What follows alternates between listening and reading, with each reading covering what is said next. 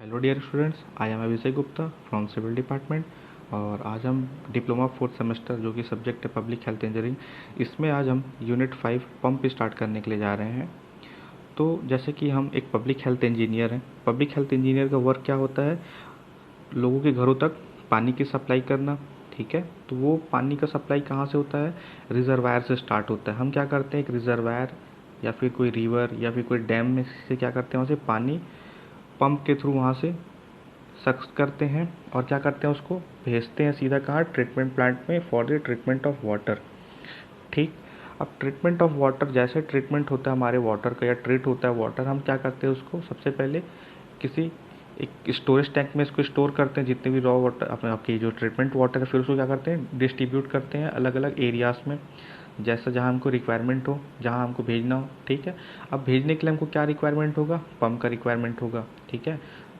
और जैसा ही ये वाटर हमारे घर तक पहुँचेगा, हम क्या करेंगे, इसको अपने टैंक में स्टोर करेंगे। तो टैंक में स्टोर करने के लिए भी हमको पंप का रिक्वायरमेंट होगा। ठीक है।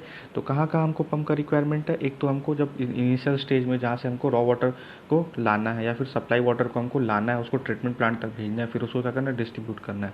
तो हर जगह हमको पंप का यूज़ हो रहा है। तो सबसे पहले ये समझते हैं कि पंप होता क्या है। पंप होता है एक हाइड्रोलिक मशीन जो क्या करता है, आपके मैकेनिकल पावर को किस में कन्वर्ट करता है? आपके हाइड्रोलिक्स पावर में। ठीक है। क्या बोला मैंने? मैकेनिकल पावर को किस में कन्वर्ट करता है? हाइड्रोलिक पावर में। ठीक। अब देखो, क्या आपका जो पंप होता है, इसमें क्या करते हैं, हम वाटर का प्रेशर को बढ़ा करके क्या करते हैं, उसको ऊंचे स्थान पर हम बेचते हैं। ठीक है, ये बेसिकली पंप का काम होता है। अब जो पंप के द्वारा जो हम वाटर की सप्लाई कर रहे हैं, इसको क्या बोला जाता है? पंपिंग। ठीक। क्या बोला जाता है? पंपिंग। अब देखिए, पंप का हम चयन किस प्रकार करते हैं, किन किन बातों पर डिपेंड करते हैं, अब ये जानते हैं। देखो, पंप का चयन कुछ बातों पर डिपेंड करता है, जैसे कि आपका कैपेसिटी ऑफ पंप कितनी होनी चाहिए, कितनी होगी, या फिर उसकी इनिशियल कॉस्ट कितनी होगी, उसका मेंटेनेंस कॉस्ट कितना होगा। ठीक है। उसका डिस्ट्रीब्यूशन सिस्टम में क्या महत्व है, या फिर आपका लोकेशन ऑफ पंप। ठीक। Quality of water to be supplied, required number of pump, या फिर available source of energy and type of distribution system. इन सब बातों पर आपका पंप का चयन किया जाता है। ठीक है। तो चलिए अब पढ़ते हैं टाइप्स ऑफ पंप। तो देखिए, यहाँ पे दो टाइप के पंप आपको देखने को मिल रहे होंगे। एक तो होगा आपका रोटोडायनेमिक पंप और दूसरा आपका डिस्प्लेसमेंट पंप। तो देखिए, अगर मैं सिलेबस के हिसाब से बात करूँ तो आपका जो सिलेबस में आपका जो पंप पढ़ना है, आपको सेंट्रीफ्यूगल पंप पढ़ना है, मतलब कि उसका एग्जांपल है सेंट्रीफ्यूगल पंप का, तो एक कॉमन सबमर्सिबल पंप। ठीक। दूसरा है आपका एयर लिफ्ट पंप। ये दो मेन है, इन्हीं से रिलेटेड क्वेश्चन आएंगे और यही आपके सिलेबस में। बाकी जो पंप होते हैं उनको आपको नहीं पढ़ना है, बट हम जानेंगे कि कितने कितने टाइप के पंप होते हैं। तो बेसिकली जो पंप है आपका दो भाग में डिवाइड किया गया है। एक तो होता है रोटोडायनेमिक पंप, दूसरा होता है आपका डिस्प्लेसमेंट पंप। रोटोडायनेमिक पंप में आपका सेंट्रीफ्यूगल पंप आता है, एक्सियल फ्लो पंप आता है, मिक्स फ्लो पंप आता है। और डिस्प्लेसमेंट पंप में आपका क्या आता है? Reciprocating pump, hydraulic RAM, hand pumps etcetera. ठीक है। तो आज शुरू करते हैं सेंट्रीफ्यूगल पंप से। बट सेंट्रीफ्यूगल पंप जानने से पहले मैं आपको एक वीडियो दिखाना चाहूँगा, ताकि आपको सेंट्रीफ्यूगल पंप और अच्छे से क्लियर हो सके।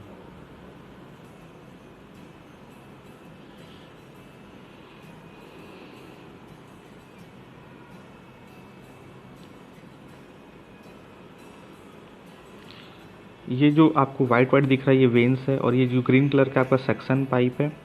ठीक है। इस सक्शन पाइप के थ्रू क्या होता है, वाटर सक होकर के इस वेन्स के थ्रू क्या होता है, डिलीवरी पाइप में जाता है, जिसको डिस्चार्ज पाइप भी बोला जा रहा है, डिलीवरी पाइप को। ये आपका येलो कलर का जो पोर्शन है, ये पूरा केसिंग कहलाता है। ठीक है। और जो अंदर का भाग है, क्या कहलाता है? इम्पेलर्स, जिसमें आपके वेन्स लगे हुए हैं।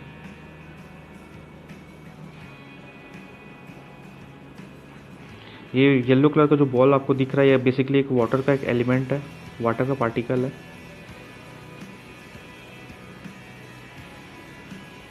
ठीक।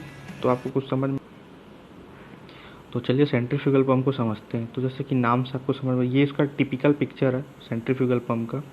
ठीक है। इसमें अलग अलग पार्ट्स हैं। तो सबसे पहले इसका हम समझते हैं कि सेंट्रीफ्यूगल पंप होता क्या है।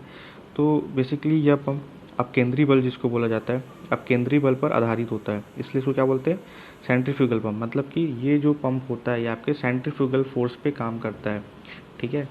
तो होता क्या है इसमें, वाटर क्या होता है, सक्शन पाइप, जैसे कि आपने उस टाइम ग्रीन कलर का देखा होगा, यहाँ पे पिक्चर में देख रहे हैं सक्शन साइड, सक्शन पाइप के द्वारा पंप के अंदर प्रवेश करता है और उसे काफ़ी तीव्र गति से घुमाया जाता है, जिसे जिससे क्या होता है, आपका सेंट्रीफ्यूगल फोर्स उत्पन्न होता है। ठीक है, ऐसा किसके द्वारा किया जाता है, ऐसा इम्पेलर के माध्यम से होता है। ठीक है, एम्पेलर कौन सा, आपका ये जो रेड वाला पोर्शन दिख रहा है आपको, ये आपका एम्पेलर होता है। ठीक है, इसको क्या बोलते हैं, एम्पेलर। तो जैसे ही घूमता हुआ जल क्या होता है, जब पेरीफेरी के पास छोड़ा जाता है तो क्या होता है, एक सेंट्रीफ्यूगल फोर्स के कारण आपका जो वाटर है वो क्या होता है, रेडियल आउटवर्ड डायरेक्शन, मतलब कि बाहर की तरफ वाटर डिलीवरी पाइप से होता हुआ अपने जिस भी स्थान पे हमको पहुंचाना है वो वहाँ पे पहुंच जाता है। ठीक है, ठीक है, जैसे कि आपको पिक्चर में दिख रहा है। ठीक है, तो ये आपका होता है आपका centrifugal pump. Basically centrifugal force पर आधारित होता है, इसलिए इसको सेंट्रीफ्यूगल पंप बोला जाता है।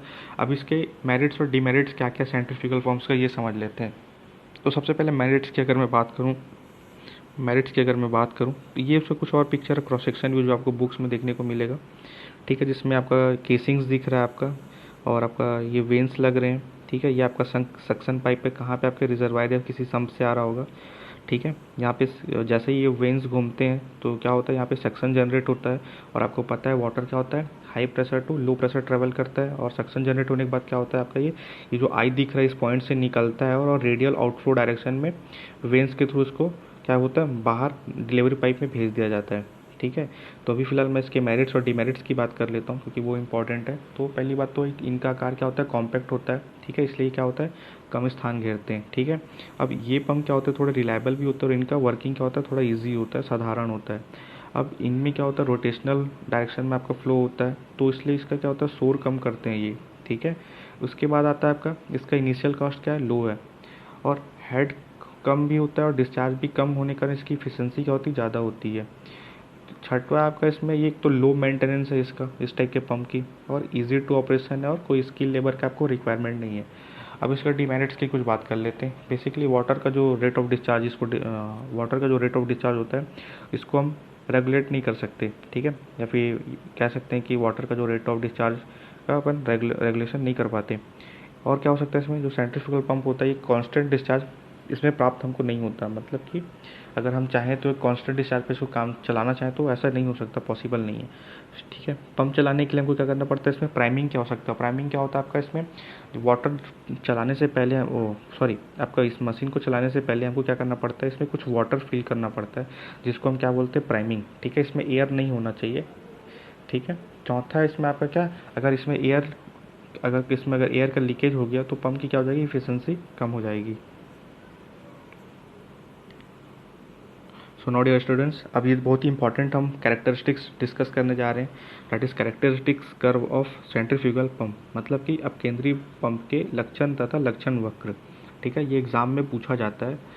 तो बेसिकली जो characteristics of curve of pump depend करता है आपके design speed and rate of discharge के ऊपर। ठीक है, इसके लिए हम क्या करते हैं, ग्राफ को प्लॉट करते हैं। एक्स एक्सिस में आपका क्या रहता है, डिस्चार्ज रहता है, और वाई एक्सिस में क्या रहता है, आपका हेड रहता है, हॉर्स पावर रहता है, और इफिशिएंसी ऑफ पंप रहता है। ठीक है, अब इसमें आपको एक ग्राफ दिख रहा होगा जिसमें आपको लिखा हुआ है, हेड लिखा हुआ है, एफिशिएंसी लिखा हुआ है, इनपुट पावर लिखा हुआ है, स्पीड लिखा हुआ है equal to constant and output power etcetera. ठीक है, अब ये जो कर्व है बहुत ही ज़्यादा इम्पॉर्टेंट है। ठीक है, किसी भी पंप के हमको सिलेक्शन के लिए। ठीक है, अब इस कर्व को अपन क्या करते हैं, स्टडी करते हैं।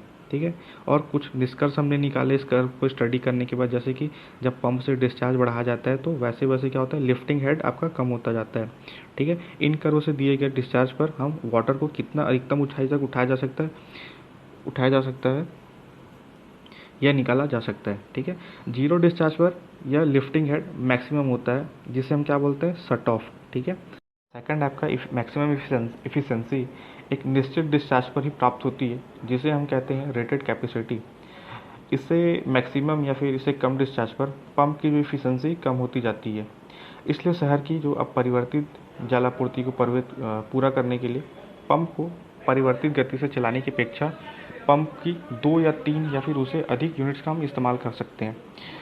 मैक्सिमम डिमांड पर हम क्या करेंगे, ज़्यादा नंबर ऑफ़ यूनिट्स चलाएंगे, और कम डिमांड पर रहेगा तो क्या करेंगे, हम कुछ यूनिट्स को बंद कर दिया जाता है। तो ये कुछ इस तरह से इसका कैरेक्टरिस्टिक्स था। सो इसके बाद हम एयरलिफ्ट पंप पढ़ेंगे। ठीक है, नेक्स्ट लेक्चर में। Thank you.